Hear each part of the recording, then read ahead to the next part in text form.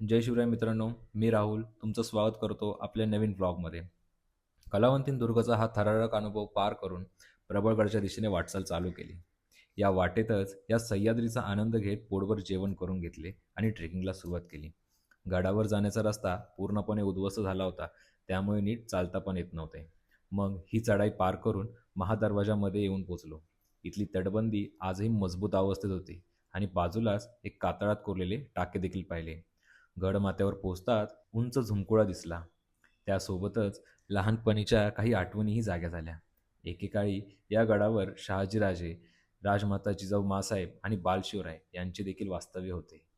पुढे कलावंतींच्या व्ह्यू पॉईंटवर पोहोचून थोडा वेळ आराम केला. नंतर राजवाड्याचे काही अवशेष बघून गणेश मंदिरापाशी आलो.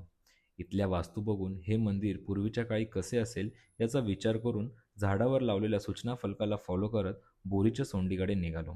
वाटेत आपल्याला मुंग्यांचे वारूळ, मशरूम, जुनी जंगली झाडे आणि त्यावर बसलेली माकडे बघायला मिळतात. बोरीची सोंड ही हत्तीच्या सोंडेसारखी दिसत होती. इथूनच इर्शाळगड आणि मोरबे डॅम बघून परतीच्या प्रवासाला सुरुवात केली. याचा डिटेल व्हिडिओ बघण्यासाठी आपल्या यूट्यूब चॅनलला एकदा व्हिजिट करा आणि असेच नवनवीन व्हिडिओ बघण्यासाठी आपल्या चॅनलला सबस्क्राईब देखील करा. तोपर्यंत जय शिवराय.